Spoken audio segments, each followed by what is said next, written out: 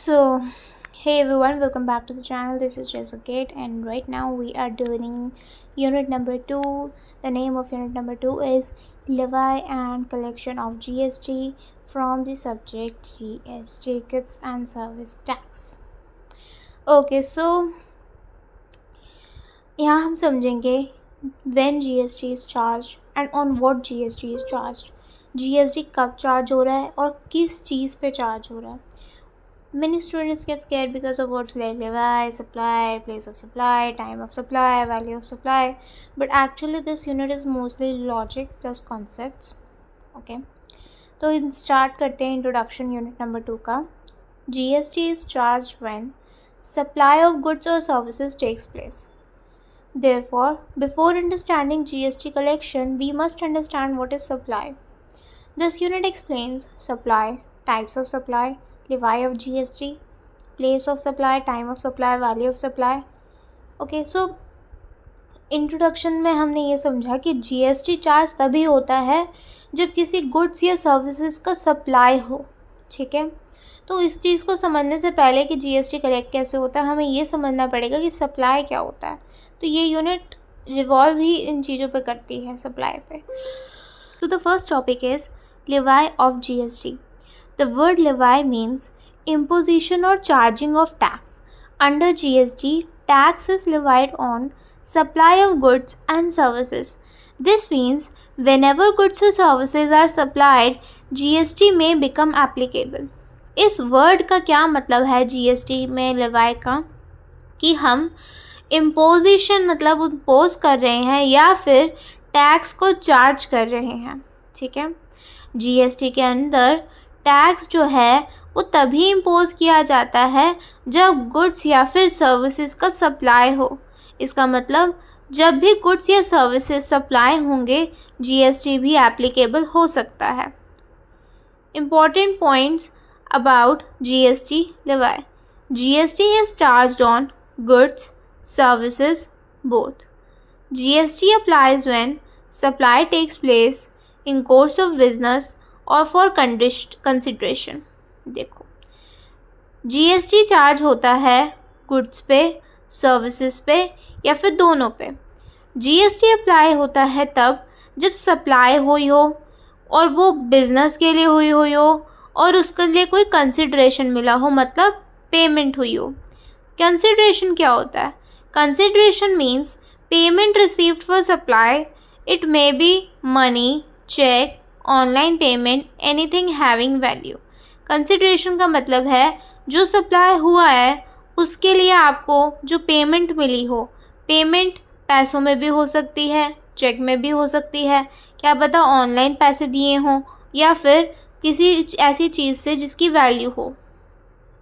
Example क्या है लेवाई के? A mobile shop sells phone to customer. एक मोबाइल शॉप है जो कस्टमर्स को फ़ोन सेल करता है. यहाँ पे क्या हो रहा है? सप्लाई हो रही है, पेमेंट भी रिसीव हो रही है और GST भी अप्लाई हो रहा है. सप्लाई का मीनिंग क्या होता है? Supply is the most important concept under GST. GST is charged only when supply happens. देखो, सप्लाई एक बहुत ही इम्पॉर्टेंट कॉन्सेप्ट है GST के अंदर, और GST चार्ज तभी होता है जब सप्लाई होती है. सप्लाई की डेफिनेशन क्या है? Supply includes sale, transfer, exchange, barter, rental, lease, disposal of goods और services for consideration in course of business. Supply में इतनी सारी चीज़ें आती हैं, ज़रूरी नहीं कि जब हम कोई सामान सेल कर रहे हों तभी वो सप्लाई होगा.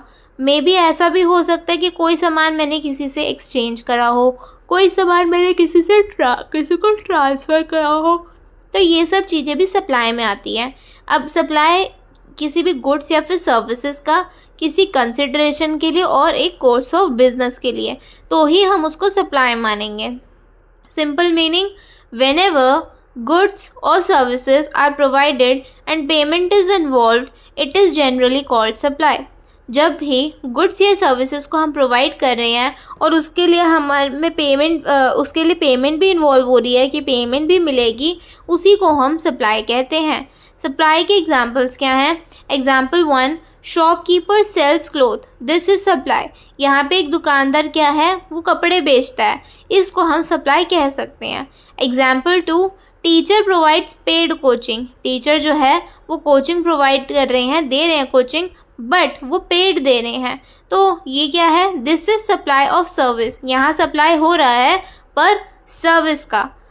नेक्स्ट एग्जाम्पल है company gives machinery on rent, company जो है मशीनरी को रेंट पे दे देती है, इसको भी हम क्या कहेंगे, supply. Essential elements of supply, for supply under GST following elements are important. अगर हमें जीएसटी के अंडर सप्लाई की बात करनी है, कुछ एलिमेंट्स है जो बहुत ही इम्पॉर्टेंट है। देखो, गुड्स और services must exist, there must be goods और सर्विसेज।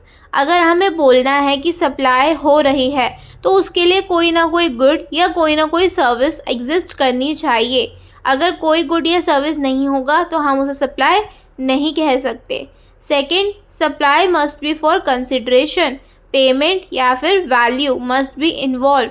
सप्लाई में कंसिडरेशन होना ही होना चाहिए। इफ़ सप्लाई हो रही है तो कोई पेमेंट या फिर कोई वैल्यू इन्वॉल्व होनी चाहिए। Third, supply must be in course of business, personal activities usually not included. Supply में कोई ना कोई बिजनेस का कोर्स होना चाहिए, कोई पर्सनल एक्टिविटी इन्वॉल्व नहीं होनी चाहिए। नेक्स्ट टॉपिक है types of supply. This topic is very important. There are mainly composite supply, mixed supply. Students usually confuse this. देखो, हमारे पास मेनली दो ही टाइप के सप्लाई होते हैं, एक होता है कंपोजिट सप्लाई, एक होता है मिक्स्ड सप्लाई। कंपोजिट सप्लाई से पढ़ते हैं, कंपोजिट सप्लाई मीन्स टू और more naturally connected supplies provided together. One supply is the principal supply, other supplies are secondary. देखो, यहाँ बताया गया है कंपोजिट सप्लाई का मतलब क्या है, जब दो या दो से ज़्यादा नेचुरली कनेक्टेड सप्लाईज जो हैं वो साथ में ही किसी को प्रोवाइड करे जा रहे हों तो उसको हम क्या कहेंगे, कंपोजिट सप्लाई। जिसमें से जो एक सप्लाई होगा वो प्रिंसिपल सप्लाई होगा और दूसरा सप्लाई जो होगा वो सेकेंडरी होगा।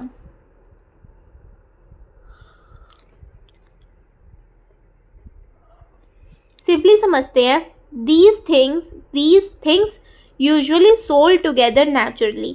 ऐसी चीज़ें जो जनरली साथ में हम बेचते हैं। Example, restaurant meal with service. अच्छा, रेस्टोरेंट में हम मील देते हैं, विद सर्विस भी होती है। अब फूड होता है जो कि प्रिंसिपल सप्लाई है, ठीक है, और सर्विस जो है वो उसके साथ नेचुरली कनेक्टेड है, ठीक है, तो इसको हम कहेंगे कंपोजिट सप्लाई। यहाँ पे हम दो नेचुरली कनेक्टेड चीज़ों को प्रोवाइड कर रहे हैं। GST rule, GST rate of principal supply applies to whole supply. GST का जो रेट है प्रिंसिपल सप्लाई का वो पूरे सप्लाई पे अप्लाई होगा। Another example, phone mobile sold with charger. Phone का मोबाइल जो है, mobile phone sold with charger. Mobile phone जो है वो चार्जर के साथ बेचा जाता है। चार्जर जो है वो नेचुरली फ़ोन के साथ आता है, तो ये क्या हुआ, कंपोजिट सप्लाई। कंपोजिट सप्लाई के फीचर्स क्या क्या है, supplies naturally bundled, one principal supply exist, supplied together normally. Supplies जो है नेचुरली बंडल्ड होते हैं, प्रिंसिपल सप्लाई एग्जिस्ट करता है और ये साथ में टुगेदर ही नॉर्मली सप्लाई किए जाते हैं। सेकंड है मिक्स्ड सप्लाई।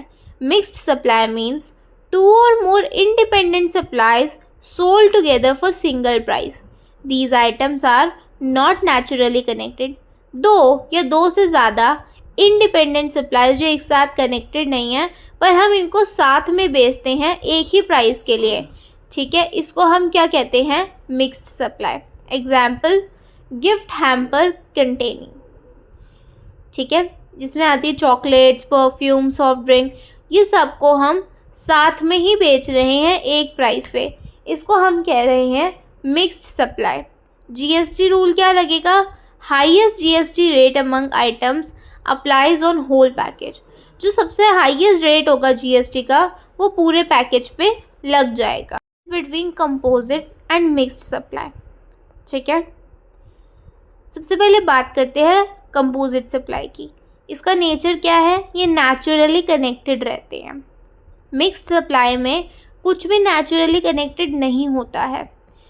प्रिंसिपल सप्लाई की अगर मैं बात करूं तो कंपोजिट सप्लाई में प्रिंसिपल सप्लाई एग्जिस्ट करता है, बट मिक्स सप्लाई में ऐसा कुछ नहीं एग्जिस्ट करता।